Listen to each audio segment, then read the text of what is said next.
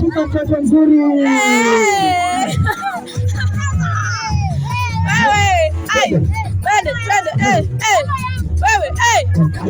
Sikia sasa, nyamazeni niwaambie sasa. Tuambie.